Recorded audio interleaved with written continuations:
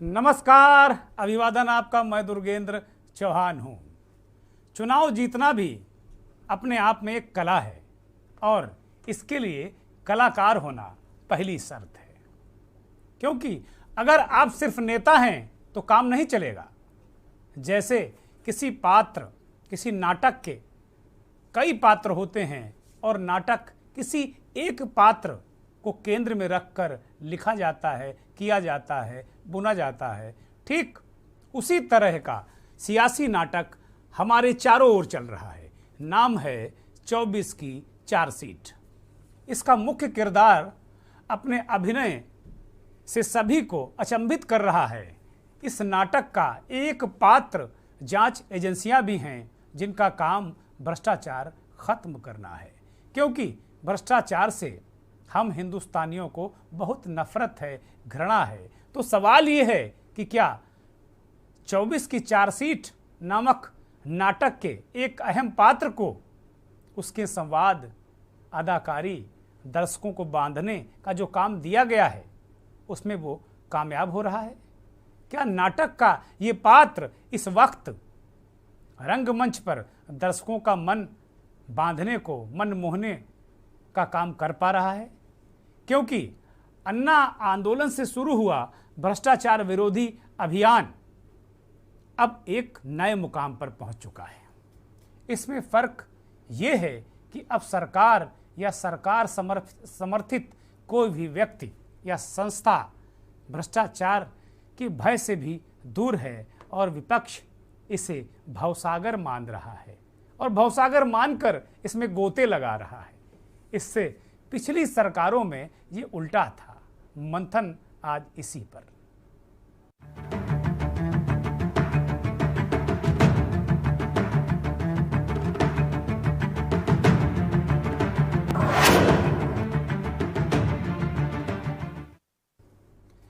खैर, मंथन में हम ये समझेंगे कि 24 की चार्जशीट का क्लाइमेक्स कैसा होगा और इस नायक का नायाब अंदाज क्या दर्शकों को फिर ताली और थाली बजवा पाएगा। ईडी सीबीआई को लेकर बिहार में तेजस्वी ने तो बहुत ही खुलकर परतें खोली हैं और बताया है कि कैसे नायक ने विपक्ष को नर्क में ढकेलने की साजिश रची। अगर पिछली कुछ कार्रवाइयों पर गौर करें तो बिहार, झारखंड, पंजाब, बंगाल, दिल्ली में ईडी, सीबीआई, आयकर की कार्रवाई ने दर्शकों को हैरत में डाल दिया। अच्छी एक बात मैं अपने दर्शकों को बता दूं। दर्शक से मेरी मुराद जनता है, वोटर हैं। अब देखिए, झारखंड में सोरेन साहब, छोटे सोरेन साहब की कुर्सी जाने वाली हेमंत सोरेन की। ममता सन्नाटे में हैं, राहुल हेराल्ड में उलझे हैं, अखिलेश को भी डर सता रहा है, चुप हैं। बिहार में बाजा बजने लगा है और केजरीवाल के माथे पर भी कलंक करप्शन का लग रहा है, पोता जा रहा है, ये लग रहा है। तो क्या 24 की चार्जशीट में सिर्फ विपक्ष के नेताओं के ही नाम होंगे या कोई सत्ता पक्ष का भी नाम सामने आएगा? ये मेरा प्रश्न है आपसे, जनता जनार्दन से, आवाम से, उन एजेंसियों से, सरकारों से जो भ्रष्टाचार को मिटाने का संकल्प लेकर मैदान में उतर पड़ी हैं और इस राष्ट्र हित में, देश हित में वो यह काम कर रही हैं। और यही प्रश्न मेरा मेहमानों से भी होगा और यही यक्ष प्रश्न मैं खुद अपने आप से भी कर रहा हूं। आज मंथन में जब 24 की चार्जशीट पर हमने जब ये मुद्दा तय किया तो बहुत सारी चीज़ें थी। आज दिन भर की यहाँ छापा, वहाँ छापा। अभी शाम को खबर आई कि हेमंत सोरेन की कुर्सी बिल्कुल जाने वाली है। बहुत हालात ख़राब हो गए हैं, सरकार बिल्कुल गिर रही है। वो खनन घोटाले में फंस रहे हैं, अगर जेल चले जाएं तो इसमें भी कोई आश्चर्यजनक बात नहीं होगी। वहाँ बहुत सारे विकल्प, हमारे मीडिया के साथी बहुत सारे विकल्प दे रहे थे। भाई, हेमंत की पत्नी चीफ मिनिस्टर, शिबू सोरेन साहब चीफ मिनिस्टर, ये चीफ मिनिस्टर, वो चीफ मिनिस्टर, बहुत सारे विकल्प अंदर चाहे बात न चल रही हो, लेकिन हम पत्रकार लोग तुरंत विकल्प देते हैं कि भैया इसको बना दो चीफ मिनिस्टर। तो ये बहुत सारी चीज़ें आज हम देख रहे थे। ये जो आप स्क्रीन पर लिस्ट देख रहे हैं, इसमें बहुत सारे लोग ऐसे भी हैं जिनको कहा जा सकता है जिनकी एक इमेज अपराधी की है, गुंडे की है, बदमाश की है, घोटालेबाज की है। मैं ऐसा नहीं कहता बिल्कुल कि नहीं, सारे लोग क्लीन हैं, सारे लोग ठीक ठाक हैं। ये जो पार्थ चटर्जी और अर्पिता मुखर्जी हैं, जब ट्रकों रुपया इनके घर में बरामद हो गया तो फिर ये रुपया किसका, या तो ये बताएं, नहीं तो फिर जेल गए। बहुत सारे।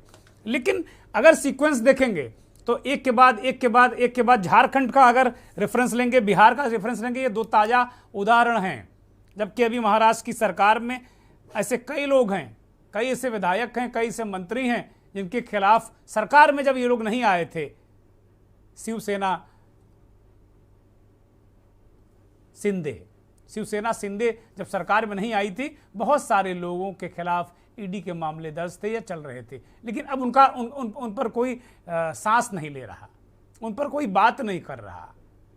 अब आप दिल्ली से शुरू करिए, सिसोदिया, केजरीवाल, सत्येंद्र जैन, और केजरीवाल साहब तो कहते हैं कि भाई हमारे 50 विधायकों को अंदर कर दिया, पूरी सरकार अंदर कर दी उठा के, और साबित बकौल केजरीवाल कुछ भी नहीं हो पाया, बकौल सिसोदिया कुछ भी नहीं हो पाया। झारखंड की सरकार को गिराने की खबरें लगभग 2-2.5 साल से आ रही कि 3 विधायक यहां पकड़ गए, 4 विधायक दिल्ली में थे, 2 विधायक यहां थे। अभी बंगाल में कुछ रुपया पकड़ा गया, पता चला झारखंड की सरकार गिराने की साजिश थी, 2-3 विधायक उसमें कांग्रेस के थे।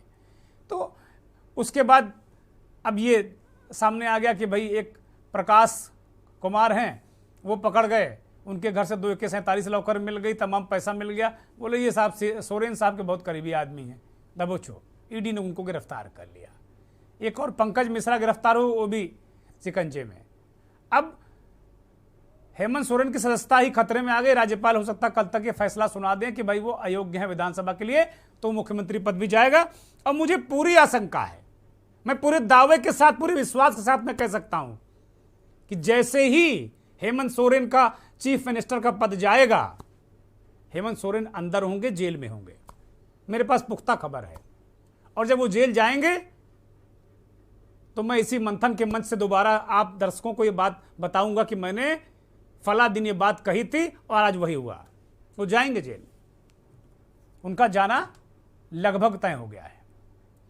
अब सिसोदिया अभी बाहर हैं। वो सिसोदिया जी खुद कह चुके हैं कि भाई मैं कभी भी जेल जा सकता हूं। पता नहीं किस रहमो करम से बाहर हैं, ईश्वर ही जाने। ये बहुत लंबी कथा है। बिहार में आप देखिए, जब तक नीतीश कुमार के साथ भारतीय जनता पार्टी की सरकार थी, तेजस्वी यादव भी बचे थे, लग रहा था कि उनको भी शेल्टर था। लेकिन जैसे ही तेजस्वी यादव ने सरकार बनाई नीतीश कुमार के साथ, अरे भाई अगर चोर जो है तो अगर वो विधायक बन जाएगा, सांसद बन जाएगा, चीफ मिनिस्टर बन जाएगा, मिनिस्टर बन जाएगा, तो क्या चोर नहीं रहेगा? जब आपके साथ है तो वो चोर नहीं है, और जब कहीं और चला गया तो चोर हो गया। कार्रवाई करिए।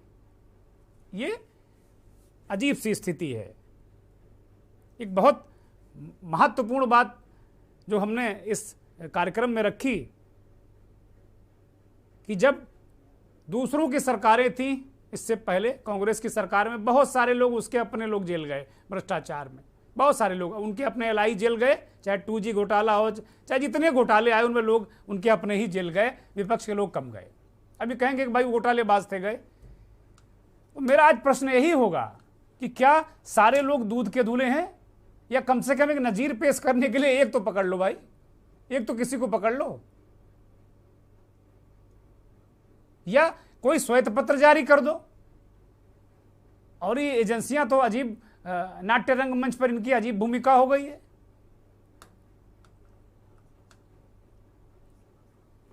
मैं सीधे मेहमानों का परिचय कराता हूं। देश के जाने माने वरिष्ठ पत्रकार और राजनीतिक विश्लेषक बिलाल सब्जवारी साहब हमारे साथ जुड़ गए हैं।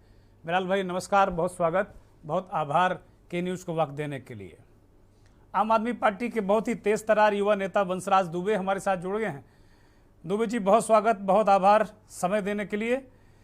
कपीस श्रीवास्तव जी समाजवादी पार्टी के बहुत वरिष्ठ नेता हैं और बहुत प्रखर प्रवक्ता हैं। कपीस भाई आपका ये बहुत स्वागत। और बहुत अभिनंदन आपका। केसी जैन साहब बहुत ही सौम्य, सरल और अपनी पार्टी का बहुत मजबूती के साथ में पक्ष रखने वाले केसी जैन साहब जुड़ गए हैं। बहुत अभिवादन, बहुत आभार जैन साहब आपका इस कार्यक्रम में जुड़ने के लिए। कांग्रेस के साथी मेहंदी हसन जुड़ेंगे। अक्सर मैं देख रहा हूं कि कांग्रेस लेट हो रही है, कल भी बहुत लेट आई थी, आज भी अभी तक नहीं है। मुझे लगता है अब कांग्रेस राजनीति में उत्तर प्रदेश में कम से कम लेट हो गई है, और देश में तो मैं नहीं कहूँगा अभी, लेकिन उत्तर प्रदेश में लेट है वो, क्योंकि उनके प्रवक्ताओं को अब लग रहा कि बोलने में भी कोई रुचि नहीं रही। बिलाल साहब के पास चलते हैं सीधे। बिलाल भाई, 24 की चार्जशीट ये आज मंथन का मुख्य विषय है, और जितना भी घटनाक्रम 8, 10, 7, 8, 10 राज्यों में आपको दिख रहा है,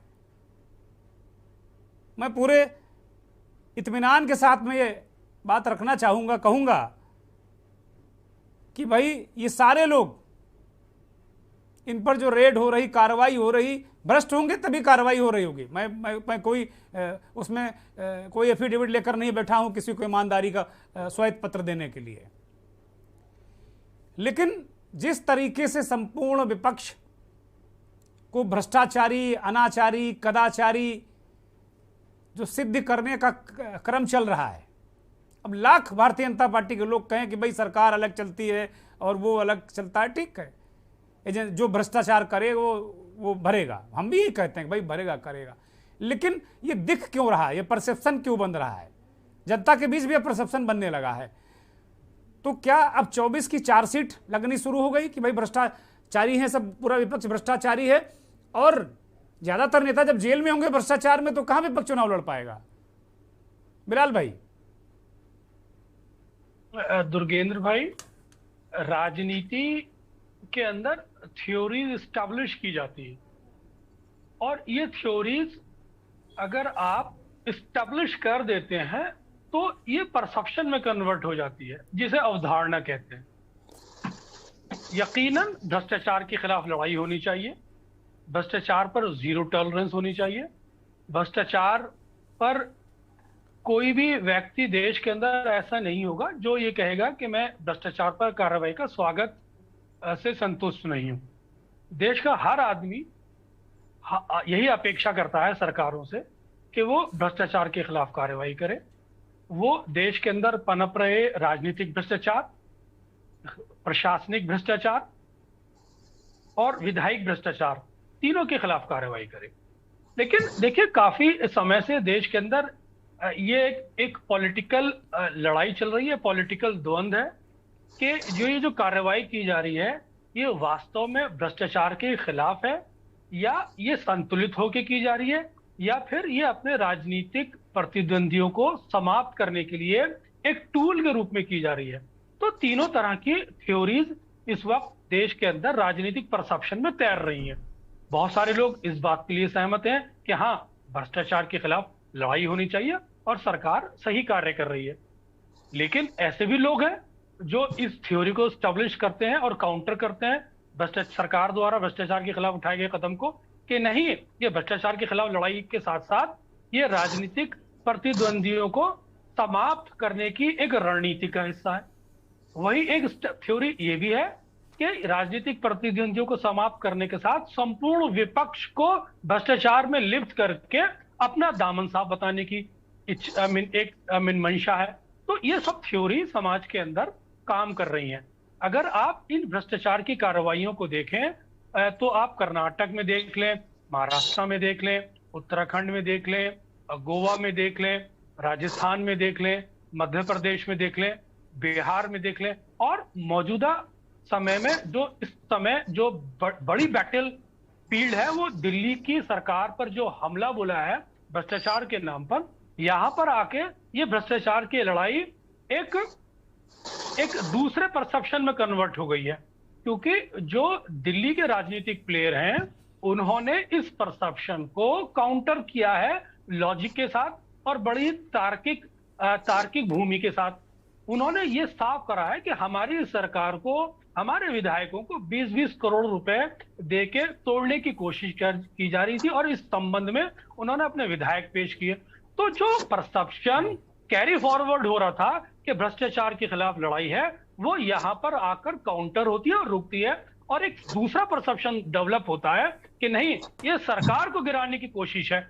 और जब ये परसेप्शन आप पार्टी स्टेब्लिश करती है और इसकी उस पृष्ठभूमि में करती है जिसका मैंने जिक्र किया, तब ये थ्योरी और स्टेब्लिश हो जाती है आप पार्टी की तरफ से कि सब लोग यकीन मानने लगते हैं कि हाँ भाई, बात आप पार्टी के लोग ठीक कर रहे हैं कि जो पूर्व में सरकारें जो करती आ रही हैं। बिलाल भाई एक मिनट इंटरप्ट करूंगा बहुत आदर के साथ में कि आज आम आदमी पार्टी के विधायकों की बैठक केजरीवाल साहब ने बुलाई थी, उसमें 9 विधायक कम हैं। अभी तक जो सूचना शाम तक थी, अब आ गए हो तो बंसराज बताएंगे, लेकिन 9 विधायक लापता हैं, तो इस आशंका को और पुष्टि मिल रही है। तो मैं उसी बात कह रहा था कि केजरीवाल जी ने जिस तरह से इस थ्योरी को काउंटर किया और अपना आर्गुमेंट रखा कि भ्रष्टाचार के साथ साथ हमारी सरकार गिराने की साजिश है, तो इससे ये परसेप्शन काउंटर हुआ कि भ्रष्टाचार के खिलाफ नहीं, बल्कि विपक्षीय लोगों की या प्रतिद्वंदियों की सरकार गिराने की जो साजिश का जिसका मैंने उदाहरण दिया, उस परिप्रेक्ष्य में केजरीवाल का आर्गुमेंट काफी वैलिड और एक नया रूप ले लेता है और उस थ्योरी को काउंटर कर देता है कि ये सिर्फ भ्रष्टाचार के खिलाफ लड़ाई नहीं है, और एक डाउट पैदा करता है। यहां पर सरकार बैकफुट पे जाती है, भारतीय जनता पार्टी थोड़ी बैकफुट पे नजर आती है। तो ये 2 थ्योरीज चल रही हैं समाज के अंदर। साथ ही साथ मैं आपको ये बात बताऊं कि सरकार भ्रष्टाचार के खिलाफ लड़ाई लड़ रही है, यकीनन लड़ रही है, लेकिन अगर वो केवल प्रतिद्वंदियों के खिलाफ कार्रवाई करेगी तो ये प्रतिद्वंदी लोकसभा चुनाव के समय इकट्ठे होकर एक प्रेशर ग्रुप बना लेंगे जो भारतीय जनता पार्टी के खिलाफ काउंटर करने में उस थ्योरी को कि हमारी सरकारें गिराई जा रही हैं, लोकतंत्र को खतरा है, स्टेब्लिश सरकारें गिराई जाती है, उसको भारतीय जनता पार्टी को काउंटर करने में फिर बड़ी मुश्किल होगी, क्योंकि जब सब इकट्ठे होकर लड़ेंगे तो फिर एक बैटल फोर्स का एक स्ट्रीमलाइन ज्यादा हो जाता है। ठीक बात है। बंसराज दुबे के पास चलते हैं। बंसराज जी, वही बीजेपी के लोग कह रहे हैं कि आप शराब में भ्रष्टाचार करेंगे, बैकडोर से पैसे लेंगे और कहेंगे कि भाई मैं अच्छे स्कूल बनवा रहा हूं इसलिए मेरी सरकार गिरा रहे हैं, और वो पूछ रहे हैं कि भाई नाम बता दो, किसने फ़ोन किया? नड्डा जी ने फ़ोन किया कि मनोज तिवारी ने फ़ोन किया कि आदेश गुप्ता ने फ़ोन किया? कौन है फ़ोन करने वाला? ये बातें वो पूछ रहे हैं और वो कह रहे हैं कि ऑथेंटिक थ्योरी नहीं है। वो चूंकि केजरीवाल बच रहे हैं और वो कह रहे हैं कि भाई जो भ्रष्टाचार का दिल्ली का पैसा है वो गुजरात में खर्च कर रहे हैं। ये तमाम नेताओं के हमने बयान सुने, इस तरीके के अलग-अलग बयान आए और इस बात को वो स्टेब्लिश करने के नहीं, मनीष सिसोदिया से बड़ा भ्रष्ट आदमी है नहीं। बंसराज, मेहंदी हसन साहब आ गए। बंसराज अपनी बात शुरू करेंगे। मेहंदी हसन साहब, बहुत स्वागत आपका, बहुत धन्यवाद आपका जी। कांग्रेस के नेता हैं मेहंदी हसन। बंसराज जी शुरू करें आप। बंसराज आप सुन पा रहे हैं? बंसराज दुबे सुन पा रहे हैं आप? बंसराज दुबे का शायद कुछ अवरोध है, कुछ नेट कनेक्शन की समस्या है कुछ। कपीस जी के पास चलते हैं। कपीस जी, बिलाल भाई ने बड़ी अच्छी तरीके से चीजों को समझाने की कोशिश की। जैसे अभी देखिए केजरीवाल जिस तरीके से उन्होंने काउंटर अटैक किया, बिहार में लगातार काउंटर अटैक हो रहा है। वो कह रहे मेरी सरकार गिराएं, इससे पहले हमने सरकार बदल दी। तो ये बैक टू बैक दो काउंटर अटैक हुए और ये चीजें चल रही। मेरा कार्यक्रम को जो मुख्य विषय है वो 24 की चार्जशीट है। हम चारों तरफ देख रहे हैं कि भाई एक चार्जशीट आप लोगों को थमाएंगे। वो अभी ऐसा नहीं कि अखिलेश जी बच जाएंगे बड़े सुकून में, ऐसा नहीं है। अखिलेश जी को भी कोई योजना चल रही होगी अंदर कहीं ना कहीं, तो ऐसा नहीं कि कोई बचने वाला है, क्योंकि ये चार्जशीट सारे विपक्ष को मिलेगी, वो चार्जशीट चिपका दी जाएगी कि सारा विपक्ष भ्रष्टाचारी है। और फिर आप लोग, जनता, एक परसेप्शन, एक अवधारणा बनेगी देश में कि भाई विपक्ष कोई लायक ही नहीं है नरेंद्र मोदी जी या भारतीय जनता पार्टी से लड़ने के। कपीस जी, देखिए बहुत स्पष्ट सी बात आपको कह रहे हैं। माफी, जो आपने आत्ममंथन, आत्मचिंतन किया है, जो विमर्श कर रखा है, बिल्कुल वैसा ही होना, इसमें कहीं दो राय नहीं। लेकिन जनता भी इस बात को बहुत अच्छे से जान गई है कि ये भारतीय जनता पार्टी वो पार्टी है जो कोई भी विधिक सर्वमान्य सरकार चलती हुई गिराने की कलाबाजी खेलती है।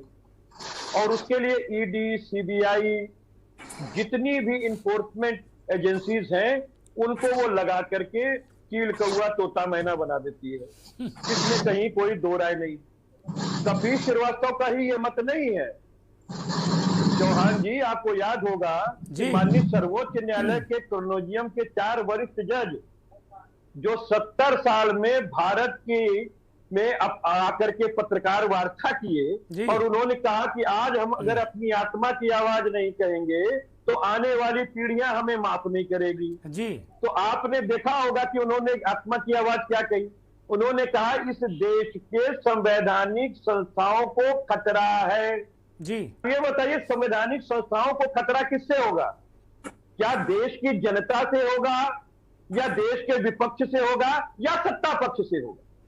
क्योंकि जिसके पास ताकत होगी वही तो संवैधानिक संस्थाओं की चूल्हे हिलाने का काम करेगा। तो भारतीय जनता पार्टी सत्ता के नशे में है। अमित जी ने क्या कहा था, जो इनके यहाँ के चाणक्य कहे जाते हैं कि 50 साल भारतीय जनता पार्टी राज करेगी। तो उन्होंने फार्मूला आपको उसी समय बता दिया कि उसका फार्मूला सीधा है, संवैधानिक संस्थाओं की चूल्हे हिलाओ, चलती हुई विपक्ष की विधिक और जनता की सरकार को गिराओ और उसके बाद अपनी सरकार बनाओ और ना बना पाओ तो हंग असेंबली कर दो। और उसके बाद इन्हीं अपने अनुशांसिक विंगों से अपने जमाई लोगों के साथ आप चुनाव में जाओ और चुनाव में किसी से बात मत करो कि लोकतंत्र ईवीएम पे टिका हुआ है। देश का 20 लाख ईवीएम मिसिंग है, आज तक बरामद नहीं हुआ। ऐसे ईवीएम जो 20 लाख मिसिंग है वो कहां है? वो लोकतंत्र की गारंटी क्यों नहीं देते? वो सर्वोच्च न्यायालय के कॉलेजियम के 4 वरिष्ठ जज की आत्मा की आवाज क्यों नहीं सुन पाता कि इस सरकार ने इस देश के संविधान को रौंद दिया है, इस देश के संवैधानिक संस्थाओं को रौंद दिया है, इस देश के न्यायालयों की आत्मनिर्भरता को रौंद दिया है और सिर्फ कायम किया है। तो वो है तानाशाही। ये आपके सामने चल रहा है। विपक्ष अचानक चोर हो जाता है। आपके सामने देखिए इस समय समाजवादी छतरी ने पूरे देश में कमाल किया हुआ है। और आज अगर मोदी और मोदी सरकार या योगी सरकार को किसी से खतरा दिखाई दे रहा है तो वो समाजवादी छतरियों से दिखाई दे रहा है। समाजवादी छतरी पूरे देश में एकजुट हो रही। और आज आप देखिए भाई, बिहार में छापेमारी शुरू हो गई डिप्टी मुख्यमंत्री के ऊपर। आपके सामने है, सुरेन साहब के पर तो पहले ही कार्रवाई शुरू कर दी थी कि द्रौपदी मुर्मू जी को अगर वोट नहीं दोगे। शिवसेना को जिस तरीके से तोड़ा, जिस तरीके से विधायकों को लेकर एक नई सरकार बना ली, जिस तरीके से उनके सांसदों को तोड़ने के लिए ईडी और सीबीआई भेज दी और उसके बाद मुर्मू साहब के लिए वोट ले लिया। यह विपक्ष नत्थी करके रख ले इस बात को कि आप अगर थोड़े से फायदे के लिए अपनी शहादत नहीं देने के लिए तैयार है, जेल जाने के लिए नहीं तैयार है, तो यह भारतीय जनता पार्टी की निर्दयी सरकार है जिसने इस देश के बेरोजगारों के साथ छल किया है, जिसने इस देश के किसानों के साथ छल किया है, जिसने इस देश के अक़लियत के साथ छल किया है। वो किसी को बख्शने वाली नहीं है। आज हमारी तो कल तुम्हारी बारी है। चाहे आप भ्रष्टाचार में लिप्त हो, चाहे आप भ्रष्टाचार में लिप्त ना हो, उसका कोई मतलब नहीं। ठीक बात है कपीस भाई, बिल्कुल ठीक बात। बिल्कुल बहुत महत्वपूर्ण बातें आपने रखी। बंसराज दुबे जुड़ गए हैं फिर से। इनसे हमने यही सवाल किया था कि बंसराज जी भाई, बीजेपी या जो लोग हैं बीजेपी के, वो कह रहे हैं कि मनीष सिसोदिया ने शराब की बोतलें एक के बजाय 2-2 बिकवा दी कि भाई एक खरीदो, एक फ्री ले जाओ।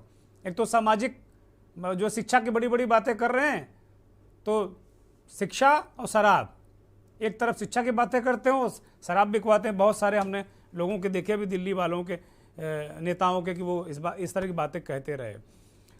अब आप कह रहे हैं कि बीजेपी के लोग कह रहे हैं कि भाई ये जो पैसा लिया है बैकडोर से, नीचे से, टेबल के नीचे से मनीष सिसोदिया ने, वो गुजरात में खर्च कर रहे हैं। ये भी बातें इस तरह की आ रही हैं। अब आप लोगों ने कहा कि भाई सरकार मेरी गिराने के लिए उन्होंने 20-20 करोड़ रुपया दे दिया। आप लोग नाम बता नहीं रहे हैं कि नड्डा जी ने कहा, कि आदेश गुप्ता ने कहा, कि मनोज तिवारी ने कहा। कौन नेता हैं? या अमित शाह का फोन आया आप लोगों के पास में? बंसराज दुबे। देखिए दुर्गेंद्र भाई, सबसे पहले तो जो आप आज आपने जो विषय रखा, मेरी आवाज आ रही है अब तक? हाँ, दर्शक सुन रहे हैं, बोलिए जी। जो आज का आपका विषय है कि 2024 का चार्जशीट, जी। मेरे ख्याल से बहुत बधाई के पात्र हैं आपका चैनल भी और हम सब लोग। कारण ये है कि जितने भी राजनीतिक दल हैं वो कहीं न कहीं उनकी विवेचना जनता कर रही है। देश की 130 करोड़ जनता उनकी विवेचना कर रही है और 2024 के पहले चार्जशीट जनता पेश करेगी। आप सोचिए, एक तरफ आज इस देश में अब दो विचारधारा की लड़ाई चल रही है। एक तरफ अरविंद केजरीवाल जी की विचारधारा है, दूसरी तरफ नरेंद्र मोदी जी की। एक तरफ भारतीय जनता पार्टी क्या कर रही है, गुजरात में अवैध शराब की तस्करी करके धन उगाही कर रही है, मोटा माल कमा रहे हैं लोग। इनके नेता मेघालय में वैश्यालय चलाकर कमाई कर रहे हैं। इनके नेता त्रिपुरा में गांजा बेच के कमाई कर रहे हैं। ये सारी कमाई इकट्ठा करके वो काम क्या कर रहे हैं, 800 करोड़ रुपए में आम आदमी पार्टी के विधायकों को खरीदने का काम कर रहे हैं। आपने एक सवाल हमारे ऊपर एक आरोप लगाया कि भैया इतने लोग आपको खरीद रहे हैं तो उसका साक्ष्य तो दीजिए। भारतीय जनता पार्टी के लोग पूछ रहे हैं, भाई मैं तो कौन आरोप लगाने वाला होता हूं, मैं तो पत्रकार हूं। इन्होंने कहा, उन्होंने कहा, आप लोगों को पेश कर देता हूं। जी दुर्गेंद्र भाई, मैं एक छोटा सा सवाल पूछना चाहूंगा मासूम भाजपा के मासूम प्रवक्ता से कि जब गोवा के कांग्रेस के विधायक ये लोग खरीद रहे थे 2017 के टेन्योर की बात अगर मैं कर लूं, तो क्या कांग्रेस के विधायकों ने बताया था कि किस किस ने हमको खरीदा? वहां तो भारतीय जनता पार्टी बहुमत में नहीं थी, लेकिन किस तरीके से कांग्रेस के विधायकों को तोड़ के अपने में शामिल करते हैं और सरकार बनाते हैं। मध्य प्रदेश में आपने देखा एक से एक दिग्गज नेताओं को किस तरीके से डील करके खरीद लिया, क्या उन्होंने कभी आरोप लगाया? कर्नाटक की बात कर लीजिए और अभी हाल ही की बात कर लूं मैं, महाराष्ट्र में शिंदे साहब ने क्या बताया। तो देखिए, जिसको बिकना होता है वो बताएगा नहीं कि कौन हमको खरीदने आया था और मैं कितने में बिका हूं। अच्छा बंसराज जी, एक बात बता दीजिए, आपके जो 9 विधायक गायब हैं, क्या आ गए हैं वो? क्योंकि अभी खबर थी कि 9 विधायक आपके लापता हैं।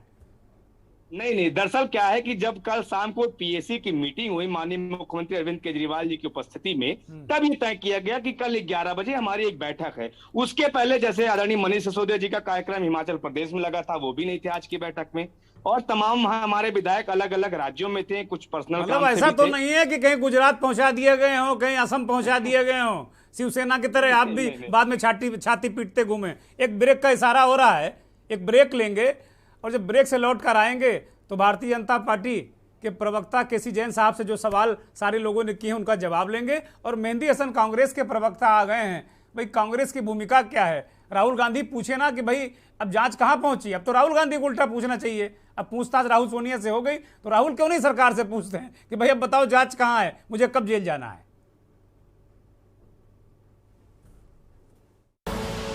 आप देख रहे हैं के न्यूज, खबरों का सारथी। देखें कौन नया खिलाड़ी आया है, समझा देते हैं, प्यार से समझाएंगे। ये तो अपनी जुबान है। जुबान एक हो तो दिल भी एक होने चाहिए। विमल बोलो जुबान केसरी।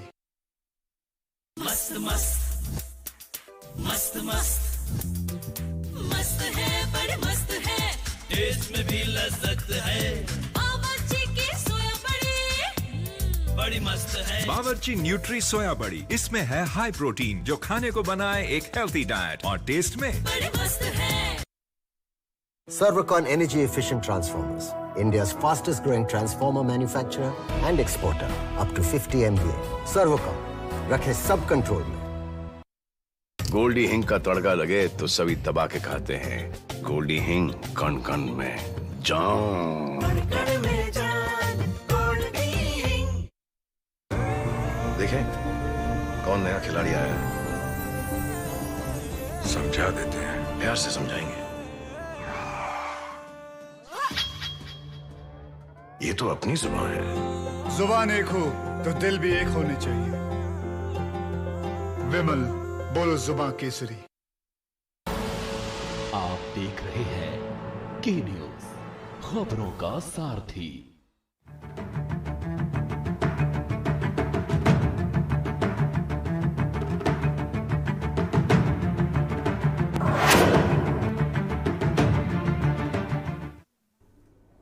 चौबीस की चार्जशीट आज मंथन में हम इसी पर बात कर रहे हैं। ब्रेक से पहले तमाम लोगों ने इस बात को, जो दो विपक्ष के प्रवक्ता और राजनीतिक विश्लेषक ने कहा कि भाई एक जब लगातार विपक्ष पर कार्रवाई होती है, सिर्फ और सिर्फ विपक्षी नेता भ्रष्टाचार के मामलों में गिरफ्तार होते हैं, जेल जाते हैं या उनके यहाँ छापे पड़ते हैं, तो एक अवधारणा बनेगी, इससे कोई रोक नहीं सकता देश में, कि सारा विपक्ष भ्रष्टाचारी है, अनाचारी है, कदाचारी है, सदाचारी कतई नहीं। तो कुल मिलाकर ये एक परसेप्शन बनाने की कोशिश है, या फिर वास्तव में मंशा भ्रष्टाचार पर चोट की है? और अगर मंशा भ्रष्टाचार पर चोट की है तो ऐसा क्या सत्ता पक्ष का एक भी आदमी ऐसा नहीं है? सरकारें क्या बिल्कुल पाक साफ हैं, या उनके अंदर काम करने वाले लोग बिल्कुल पाक साफ हैं? और अगर हैं तो मैं बधाई दूंगा, सत्ताधारी लोगों को मैं बधाई दूंगा। मैं केसी जैन साहब के पास चलूंगा, भारतीय जनता पार्टी के प्रवक्ता हैं। जैन साहब, बहुत सारे प्रश्न आपने सुने होंगे, बहुत सारे लोगों ने आप पर बड़े तीखे हमले किए हैं। बंसराज दुबे ने एक सवाल पूछा कि भाई क्या आप जब सरकारें वहाँ तोड़ रहे थे तो क्या किसी सिंधे ने नाम बताया था कि अमित शाह जी का फ़ोन आया था, कि कहीं मोदी जी का फ़ोन आया था? अब देवेंद्र फडणवीस की पत्नी ने जरूर कहीं बातचीत में कह दिया कि भाई ये चद्दर ओढ़ कर निकल जाया करते थे, ये यानी उनके पतिदेव देवेंद्र फडणवीस। तो महिलाएं बड़ी साफ दिल की होती, साफ बात बता देती। और ये लोग हैं जो नेता ना बड़े घुटे हुए होते हैं। और जैन साहब, ये क्या एक परसेप्शन आप लोग बना रहे हैं, भारतीय जनता पार्टी के लोग? क्या आपके दल में एक भी ऐसा आदमी नहीं, कम से कम एक नाम के लिए ही मरवा दिए छापा, मत भेजिएगा जेल किसी को? जैन साहब, आवाज जरा खोल लीजिए अपनी, जैन साहब।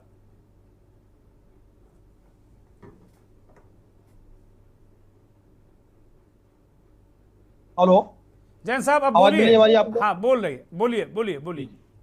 देखिए, तीनों चारों लोगों को हमने सुना जी, इसलिए थोड़ा सा जवाब मेरा ले लीजिएगा, पूरा जवाब ले लीजिएगा। मेरे शो में, मेरे इस कार्यक्रम में मैं बहुत चिल्लम चिल्ली ना करता हूं और ना मैं पसंद करता हूं। सीधी बात यह है, मैं पूरी, आप देखते होंगे, आप सभी मेहमान जानते होंगे जो लोग हमारे साथ जुड़ते हैं, मैं लगभग कोशिश करता हूं कि 70-80%, 90% बात लोग रख लें। मैं काटता नहीं हूं बीच में, ये मेरी आदत है।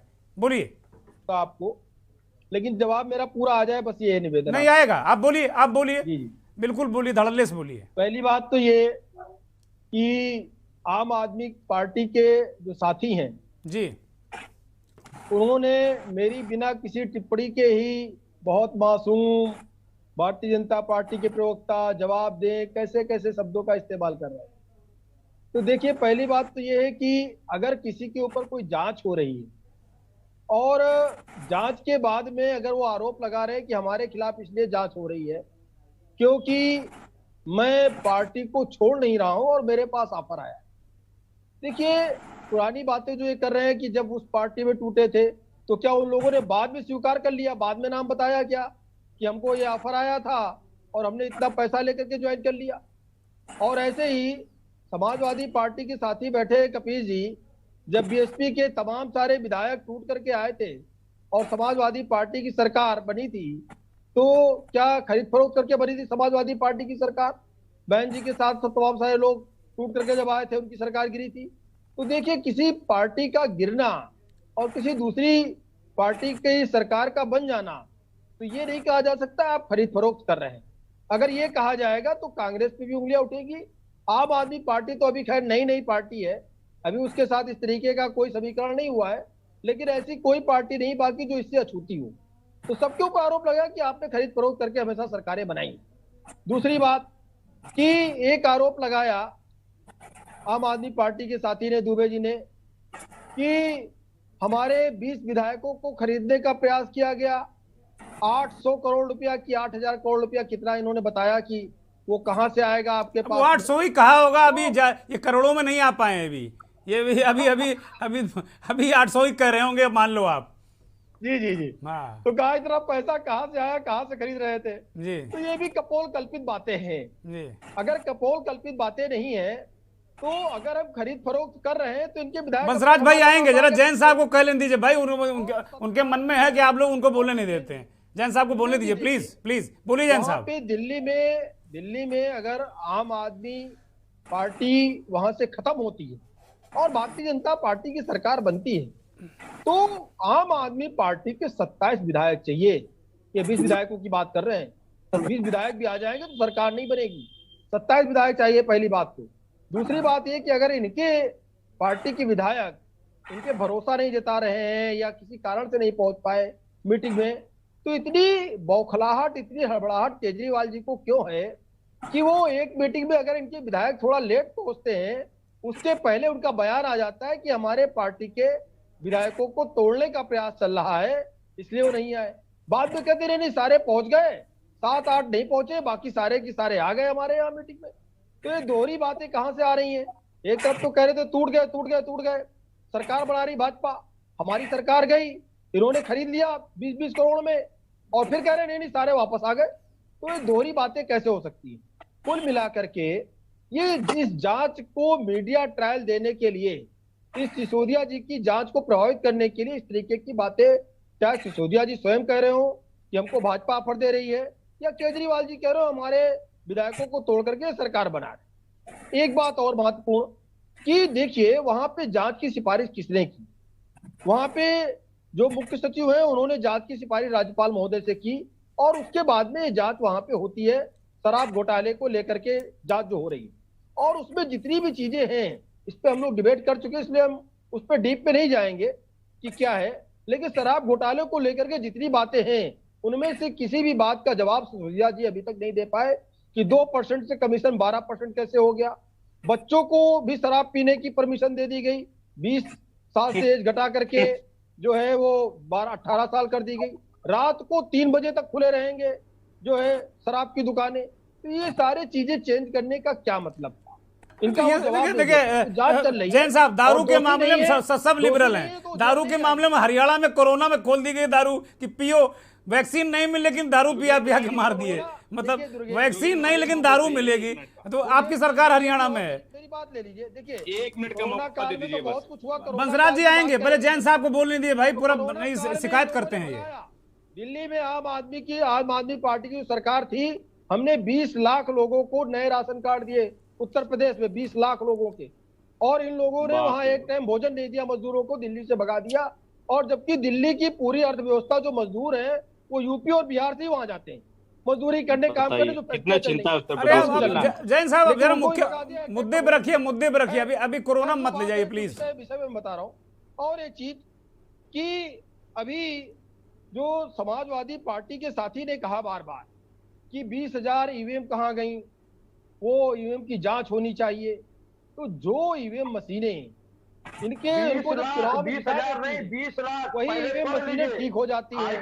और जब सुन लीजिए, आपकी बारी आई, मैं नहीं बोला। कपीस जी बोलने दीजिए।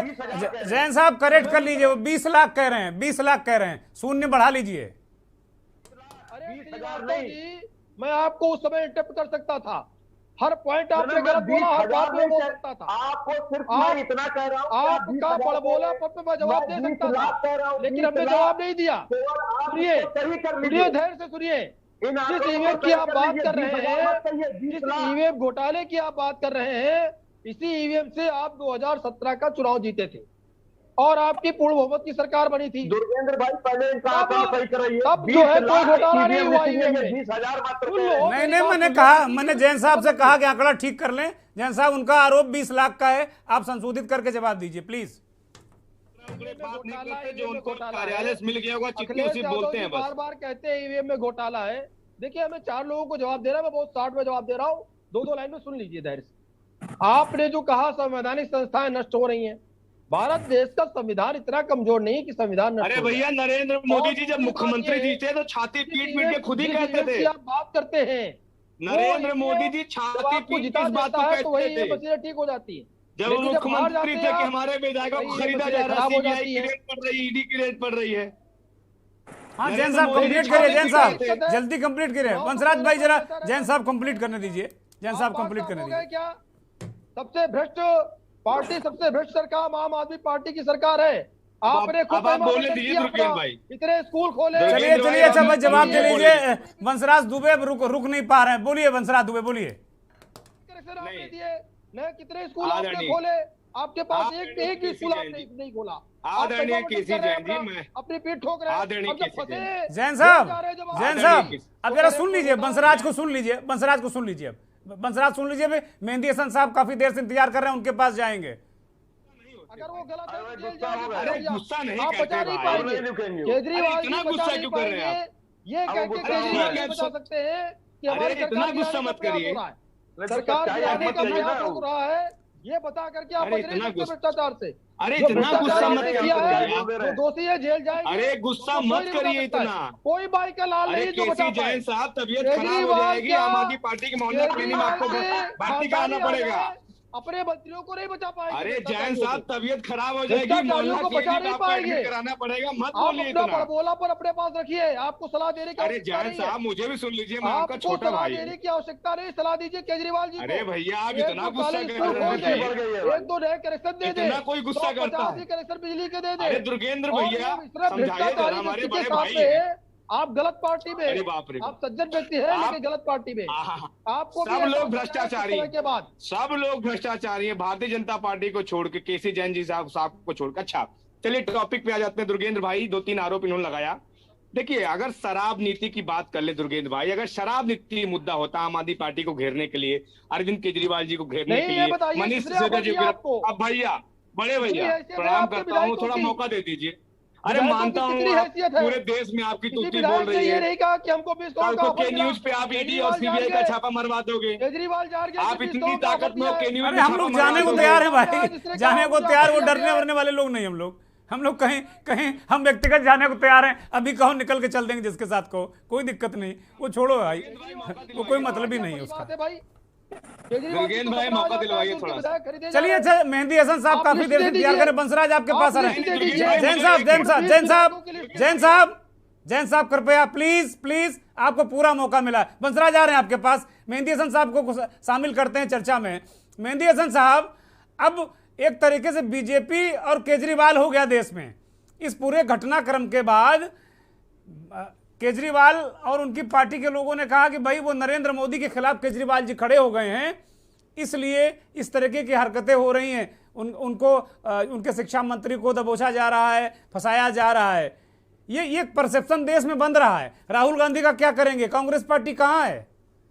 क्योंकि अभी आप लोग, जैसे कपिल श्रीवास्तव ने अभी कहा कि भाई सब लोग अपने अपनी जो लखुटी कमरिया उसको किनारे रख दो और विपक्ष के रूप में इकट्ठा हो जाओ, नहीं तो एक एक करके घेर घेर के मारे जाओगे। मेहंदी हसन जी, देखिए, हमको मालूम है जन्नत की हकीकत, लेकिन और दिल को बहलाने के लिए गालिब या ख्याल अच्छा है। देश जानता है, देश की जनता जानती है कि भारतीय जनता पार्टी को, उनके सहयोगियों को कौन मुंह तोड़ जवाब दे सकता है। ये पूरा देश जानता है। वो सिर्फ और सिर्फ कांग्रेस पार्टी है जिसने अंग्रेजों को भगाने का काम किया है। उसके बाद ये काल गोरे जो अंग्रेज थे उनको भगाया है।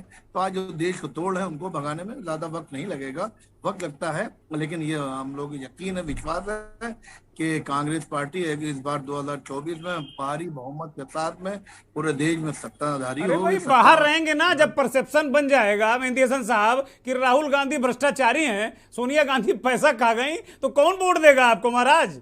कौन वोट देगा? दुर्गे जी, अभी जब ईडी का ने बुलाया तो उल्टे राहुल जी ने और सोनिया जी ने ही सवाल पूछा कि ये सवाल करिए, उसका कोई जवाब उनके पास मिल नहीं पाया। और ना ही अरे तो भाई अब राहुल गांधी को पूछना चाहिए ना कि भाई हेराल्ड मामले में 12-12 घंटे आपने हमारे प्राण लिए, हम लगातार 5 दिन पूछताछ की, बीमार सोनिया जी को भी आपने बुला लिया, अब जेल कब भेजोगे? पूछिए राहुल गांधी कि भाई अब मैं दोषी हूं या नहीं, और दोषी हूं तो जेल भेजो। अगर ये ताकत विपक्ष में नहीं आएगी तो आप समझ लो कभी भी, मैं किसी दल विशेष की सरकार की बात नहीं कर रहा हूं, विपक्ष जब सर उठाकर खड़ा होगा तभी सरकारें जनता के मुताबिक चलेंगी, क्योंकि जनहित में काम करने के लिए मजबूत विपक्ष की भी जरूरत है। लेकिन यहां तो मजबूर दिख रहे हैं, जिसको देखो वही तैयारी कर चुका है अंदर जाने की। दुर्गे जी, हंगामा खड़ा करना मेरा मकसद नहीं, मेरी कोशिश सूरत बदलनी चाहिए और तेरे सीने में नहीं मेरे सीने में सही आग है तो आग जलनी चाहिए। बहुत बढ़िया बंसराज जी, आपके सीने में आग जल रही थी, जरा बताइए क्या आग जल रही है? काफी देर से आप कहना चाह रहे हैं, कुछ बोलिए, फिर मैं बिलाल भाई के पास जाऊंगा, फिर जैन साहब के पास आऊंगा। जैन साहब वाकई नाराज हो गए हैं, चेहरे से लग रहा है बहुत गुस्सा है। ये सब देखिए दुर्गेंद्र भाई, पहली चीज तो ये है कि देखिए अगर शराब नीति मुद्दा होती जैसा कि मैंने आपको बताया, तो गुजरात में जब 100 लोग नकली शराब पीकर, जहरीली शराब पीकर जब मर जाते हैं, तो आप सोचिए मीडिया ने क्या रिपोर्ट दिया। और अभी 2 दिन पहले की खबर है कि किस तरीके से पूरी की पूरी गाड़ी पुलिस कर्मियों के ऊपर चढ़ा दी जाती है जो अवैध शराब से भरी पड़ी थी। जहां पे शराब बंदी है वहां पे भाजपा के जिला पंचायत सदस्य के घर पे शराब मिल रहा है। नंबर 2, अगर भ्रष्टाचार मुद्दा था दुर्गेंद्र भाई, अगर भ्रष्टाचार मुद्दा था तो अभी 1 हफ्ते पहले नरेंद्र मोदी जी बुंदेलखंड एक्सप्रेसवे का जो उद्घाटन करके गए, आप सोचिए कि 5 दिन के अंदर 15 जगह वो एक्सप्रेसवे धंस गया। तो अगर भ्रष्टाचार का मुद्दा होता तो ईडी और सीबीआई जो है वो आज लखनऊ में होना चाहिए था। इसमें तो आपका खाता भी नहीं खुला ना। सबसे बड़ी चीज क्या है, सबसे बड़ी चीज क्या है कि आप बताइए कि येदियुरप्पा के ऊपर कोई कार्रवाई नहीं होगी, येदियुरप्पा के ऊपर कोई कार्रवाई नहीं होगी, मेहुल चौकसी के ऊपर कोई कार्रवाई नहीं होगी, नीरव मोदी के ऊपर कोई कार्रवाई नहीं होगी, शिवराज सिंह चौहान जो व्यापम घोटाले में आरोपी है उनके ऊपर कोई कार्रवाई नहीं होगी। भारतीय जनता पार्टी, दुर्गेंद्र भाई, ये सिर्फ और सिर्फ भारतीय जनता पार्टी है कि अगर आज कोई भी भ्रष्टाचारी, कोई भी आरोपी, केसी जैन जी तो बहुत बड़े अच्छे आदमी है, बहुत अच्छे आदमी है, गलत पार्टी में फंसे हुए हैं, गलत पार्टी को यहाँ पे डिफेंड करने का काम कर रहे हैं, लेकिन कोई भी भ्रष्टाचारी हो अगर आज वो भाजपा में शामिल हो जाएगा तो रातों रात उसको सर्टिफिकेट भारतीय जनता पार्टी देने का काम करती है। दुर्गेंद्र भाई 30 सेकंड और लूंगा, दुर्गेंद्र भाई 20 सेकंड बस। जैन साहब 20 सेकंड दे दो भाई, 20 सेकंड दे दो बंसराज को, बोल रहे हैं फिर आपका नंबर। आइए सर कि अगर आपने गलत काम किया है उसकी जांच ही तो हो रही है। अरे भैया जांच कराओ ना, भैया जांच कराओ ना, जांच में क्यों डर रहे हैं? चलिए ठीक है कपीस श्रीवास्तव के पास चलते हैं। कपीस जी नरेंद्र मोदी के ऊपर मैं भी लगा दूं, नरेंद्र मोदी जी पूरे देश में बहुत देखिए, मर्यादा का ख्याल रखिए प्लीज, कृपा करके मर्यादा का ख्याल रखिए। मैं कतई चिल्लम चिल्ला न करता हूं न करवाता हूं, मुझे कतई बिल्कुल चिल्लम चिल्ला का मसला पसंद ही नहीं है। आप गंभीर हो कृपा करके गंभीर होकर चर्चा करिए। जैन साहब एक सवाल आपसे है कि भाई क्या भारतीय जनता पार्टी एक श्वेत पत्र जारी कर दे कि भाई उसके यहां कोई भी ईडी या सीबीआई कोई का जांच वाला कोई नेता नहीं है? ऐसा क्यों नहीं कर रही वो कि सारे लोग विपक्ष के ही है? जैन साहब ये सवाल तो उठेगा आम आदमी के मन में, आम आदमी पार्टी नहीं लेकिन आम आदमी के मन में तो सवाल ये उठेगा। आम आदमी पार्टी पॉलिटिकल पार्टी, लेकिन जो आम जनमानस है उसके मन में सवाल उठता है जैन साहब कि भाई ये सारे लोग विपक्ष में ही भ्रष्टाचारी हैं। भाई ये तो पूरा भ्रष्टाचार की खान है। सुन लीजिए जैन साहब, आपका सवाल भ्रष्टाचारियों के पक्ष में कहीं ना कहीं माहौल बनाने का काम कर रहा है। नहीं बिल्कुल नहीं, आप अपने बिल्कुल नहीं शब्द वापस लीजिए अपने, गलत बात। मैं बहुत आदर पूर्वक आपसे कहता हूं, मैं बहुत आदर करता हूं आपका। कतई काउंटर करने की कोशिश मत करिएगा, बिल्कुल नहीं, कतई नहीं। किसी भ्रष्टाचारी, अनाचारी, कदाचारी व्यक्ति का पक्षधर न चैनल है ना हमें, कभी भी नहीं। और आपके यहां मैं 2 दर्जन नाम आपको भेज दूंगा लिखकर, जिनकी जांचें चल रही तो कहां गई पता नहीं है। बोलिए जैन साहब, बोलिए मौका दे रहा हूं आपको, बोलिए जैन साहब, बोलिए। जेल भेजा शिवराज सिंह चौहान का क्या हुआ? सुनिए, जब अजय मिश्रा टेरी के बेटे को जेल भेजा गया तो कहा ये तो हाई कोर्ट का आदेश है, सुप्रीम कोर्ट का आदेश है। अरे जैन साहब सुनिए, टेनी की भी कहानी सुन लीजिए। 22 साल से हत्या के मुकदमे में खुद टेनी महाराज आरोपी हैं और 22 साल से वो मुकदमा हाई कोर्ट में चल रहा है। और वो कल व्यक्ति बैठे थे, राजीव गुप्ता, प्रभात गुप्ता के भाई राजीव गुप्ता, वो कह रहे थे कि भैया ये वकील नहीं दे रही सरकार, हमको सरकारी वकील नहीं मिल रहा है, सुनवाई नहीं हो पा रही। वो तो कहिए कि बहुत कृपा है हाई कोर्ट की और चीफ जस्टिस साहब हैं, बहुत कृपा के पात्र। मैं हाथ जोड़ के उनका अभिवादन और धन्यवाद कर रहा हूं कि कम से कम उन्होंने कल ये खारिज कर दी अपील की, ये मामला वो इलाहाबाद हाई कोर्ट ले जाना चाहते थे कि मेरे वकील इलाहाबाद नहीं है, लखनऊ नहीं आ पा रहे हैं, इसलिए इलाहाबाद कर दो। मुंह मत खुलवाइए अब टेनी के मामले में, नहीं तो पूरा खोल के रख दूंगा। दुर्गेश जी बिल्कुल खोल के रखिए, मुझे कोई डर नहीं है, लेकिन आप बात का जवाब भी ले लीजिए। अगर बोलिए आप बोलिए, लोग जवाब देंगे ना। विपक्ष, मैं विपक्ष थोड़ी हूँ, मैं विपक्ष नहीं हूँ, आप विपक्ष से जवाब लीजिए। नहीं, अगर धारा 307 से 302 में कन्वर्ट हुई, ये कौन सा सुप्रीम कोर्ट का आदेश था, आप बता दीजिए। अरे भैया हम लोग सुनिए, हम विषय को डिरेल मत करिए।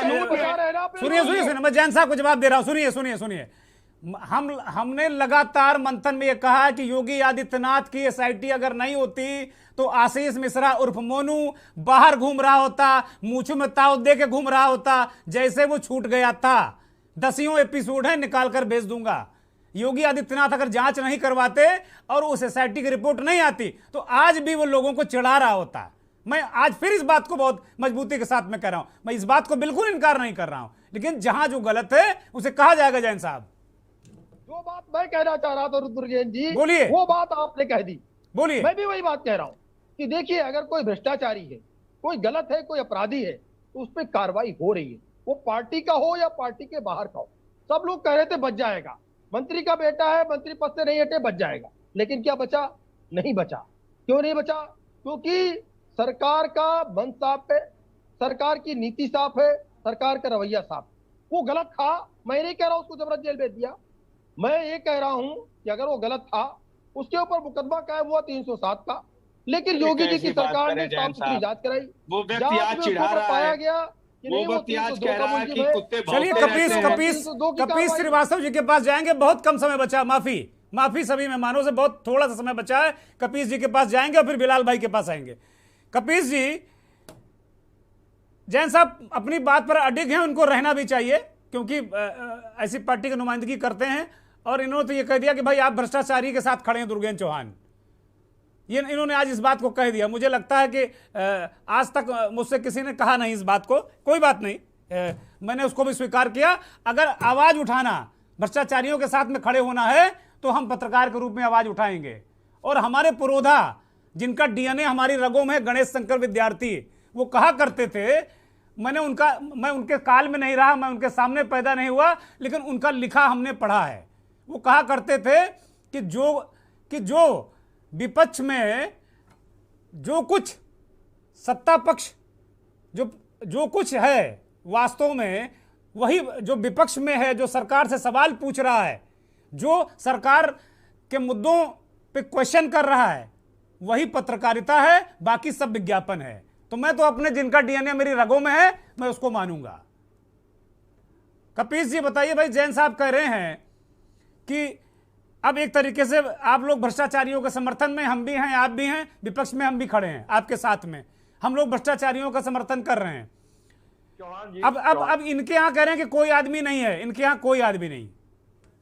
अब हम तथ्यात्मक बात कर ले रहे हैं। देखिए, ऐसा है कि सबसे पहली चीज तो ये है कि जो सीबीआई या ईडी है, जब इस तरीके की राजनीतिक कौतूहल के लिए तमाम केसेस करती हैं तो उसका जो सक्सेस रेट है वो 0.5%। लेकिन सीबीआई वही जब आम केसेस पे काम करती है तो उसका सक्सेस रेट है 76% कन्विक्शन। इससे आपको तय हो जाएगा कि सीबीआई को सुप्रीम कोर्ट ने तोता क्यों कहा। कपीस श्रीवास्तव की औकात थोड़ी ना कहनी, संवैधानिक संस्था है। हमने जो 4 कनोजियम के वरिष्ठ जजेस की बात की थी, वो हमारी औकात नहीं थी कहने की, और वो 70 साल के इतिहास में पहली बार हुआ था। उस घटना का मैंने जिक्र किया तथ्यात्मक और सुसंगत तथ्यों के नहीं। तो जजेस ने आपत्ति किस पे की थी, ये भी बता दीजिए। अब जरा आप ये बता दीजिए। जैन साहब प्लीज कृपा करके अब जरा उनको बोलने दीजिए, वो बहुत देर से इंतजार कर रहे हैं। प्लीज जैन साहब मान जाइए। जजेस ने आपत्ति जजेस के ऊपर की थी, नहीं चढ़ाया, जो कोई भाव नहीं चढ़ाई। पहली चीज तो और आप तो ईवीएम घोटाले की बात करते हैं, ये जो कह रहे हैं कि आम आदमी पार्टी की सरकार ने दिल्ली में घोटाला किया है, इन्होंने यही कहा ना जी, जो सीबीआई और ईडी की रेड चल रही है। और क्या कह रहे हैं, मदिरा पॉलिसी के ऊपर।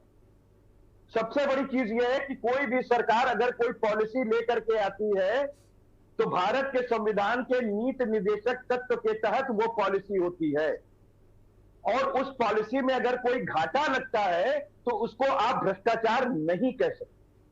मैं क्यों कह रहा हूं कि जो 154 सीआरपीसी में, अरे भाई सुन तो लीजिए,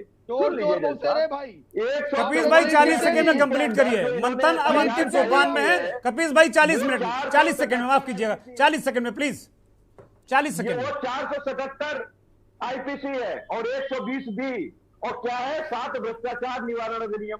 तो 7 भ्रष्टाचार निवारण अधिनियम आपको ये मालूम होना चाहिए राज्यपाल की अनुमति आवश्यक है। और दूसरी चीज ये 477 कहती है लेखा का मिथ्याकरण, परिवर्तन और से हम कह रहे हैं अगर अमानत में खयानत की धारा ही नहीं है तो भ्रष्टाचार तुम साबित कैसे करोगे? जैसे 2G को नहीं कर पाए, जैसे कोयला चोर कहते थे उसको नहीं कर पाए, वैसे आप इस पर क्या कर पाओगे? भाई पहले आओ पहले पाओ की नीति भारतीय जनता पार्टी की, उस पर अगर कोई सरकार बढ़ी तो कह दिए इतने 100 लाख करोड़ का घोटाला हो गया और वहां चाहे चाहे फिश हो गया मामला। इसी तरीके से खनन घोटाला, ये क्योंकि नीतियों पे आप लाई नहीं सकते अगर भ्रष्टाचार नहीं हुआ। जैन साहब पूरा विपक्ष एक हो गया है। जैन साहब पूरा विपक्ष अब एक हो गया है, संभल जाइए आप। अब अंतिम टिप्पणी के लिए बिलाल भाई के पास चलते हैं। बिलाल सब्जवारी राजनीतिक विश्लेषक हमारे साथ जुड़े हुए हैं। बिलाल भाई ये तय नहीं हो पाएगा, हमें लगता है जब 2024 का जो चुनाव आ जाएगा, जिस 4 सीट की हम बात कर रहे हैं वो तय है। अब कि विपक्ष में कोई 4 सीट उसके माथे पर चिपकाई जाएगी, ये बात तय हो गई इस देश में। लेकिन अब विपक्ष एक होकर काउंटर करता है, अलग अलग काउंटर करता है। कांग्रेस आम आदमी पार्टी आपस में लड़ती, समाजवादी पार्टी उनके साथ खड़ी होती कि नहीं खड़ी होती, ये सारी चीजें बहुत सारी हैं, है ना। भारतीय जनता पार्टी भी इसी देश की पार्टी, वो कोई देश की दुश्मन नहीं है। तो वो राजनीतिक कौशल है। जब कांग्रेस पार्टी ऐसे हुआ करती थी तो वो भी ऐसा ही करती रही होगी निश्चित तौर पर, इसमें कहीं कोई संदेह नहीं। अभी हाल के यूपीए और उससे पहले की सरकारें तो आपने देखी हैं, बहुत सारी सरकारें आपने देखी हैं क्या स्थिति रही है। लेकिन लोग कह रहे हैं कि ये पराकाष्ठा है। आपकी अंतिम टिप्पणी। देखिए दुर्गेंद्र भाई, मैंने आपके चैनल के माध्यम से कई बार कहा है कि इस तरह की कार्रवाई लोकतंत्र के अंदर विपक्ष को इकट्ठा करने के लिए प्रेरित करेंगी अगर एक तरफा कार्रवाई हो। और ये एक तरफा कार्रवाई जो भ्रष्टाचार के खिलाफ हो रही है, जिसके अंदर प्रधानमंत्री नरेंद्र मोदी एक नायक के रूप में उभरे थे, अगर ये कार्रवाई एक तरफा होती रही तो ये नायक खलनायक भी हो सकता है। साथ ही साथ विपक्ष की ये शिकायत दुरुस्त है कि डेमोक्रेसी के अंदर आप विपक्षीय पार्टी को सेंसर करने का काम ना करें भ्रष्टाचार के नाम पर। और हमें इस बात का ध्यान देना होगा कि मेघालय के गवर्नर सतपाल मलिक बार बार क्या संदेश दे रहे हैं भारतीय जनता पार्टी। बहुत बहुत शुक्रिया बिलाल भाई, आपका बहुत शुक्रिया। जैन साहब आपका भी बहुत शुक्रिया। कल बहुत बहुत शुक्रिया कपीस भाई और वंशराज दुबे और मेहंदी हसन साहब, आपका भी बहुत बहुत शुक्रिया। बहुत बहुत धन्यवाद सभी मेहमानों का, और धन्यवाद उन करोड़ों दर्शकों का जो के न्यूज़ को देखते हैं, अपनी प्यार अपना मोहब्बत हमें देते हैं। बहुत बहुत दर्शकों आपका भी बहुत बहुत धन्यवाद। अब मंथन में अंतिम सोपान पे हम चलते हैं, और वो अंतिम सोपान है चलते चलते में बात करेंगे मेहनत कश बात की। पेट और परिवार पालने की मजबूरी कुछ भी करवा सकती है, और सवाल ये है कि ऐसे लोगों को तमाम सरकारी योजनाओं का लाभ क्यों नहीं मिल पाता, ये सवाल है। और इसी सवाल के साथ हम आपको छोड़ जाते हैं, आपसे विदा लेते हैं। बहुत बहुत धन्यवाद, नमस्कार।